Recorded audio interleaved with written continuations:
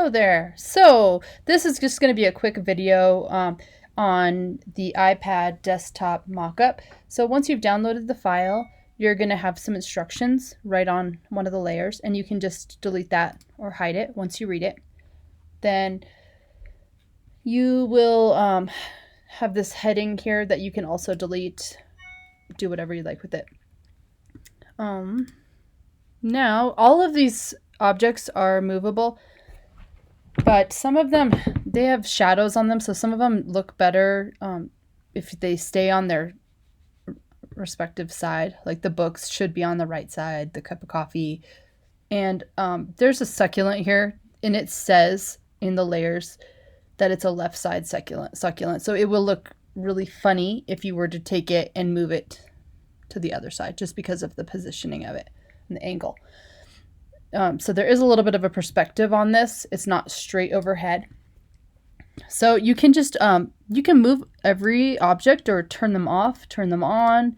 There's the plant, can reposition the plant, and you can also rotate the objects.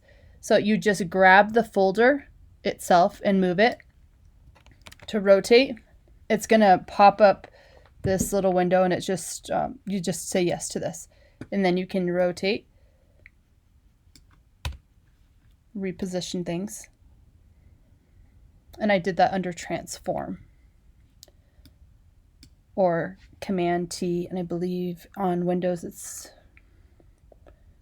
Control T. Excuse me.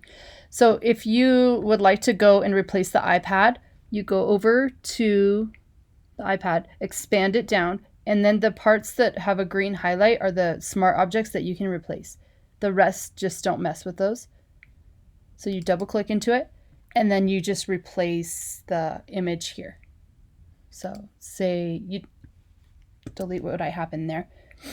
Or let's see, we're going to fill it with a different pattern. Let's do some stripes. Then you need to save this file. It's a PSB file. It's a smart object file. And then you're going to go back into our desktop, and it should be changed. As simple as that. Same with the books. There's a top book and a bottom book, and you just expand the file, the folder. You can change the spine, and it has green, so you know that it's a smart object, or the cover, and you just double click and it has the cover. Save file, go back, and it'll change. Also, the watercolor pictures over here, the papers, both of them, they can also change. And I'm not going to go into it since it's the same as everything else, but you can drag them around, rotate them, put them however you'd like. They also have a texture, a slight texture.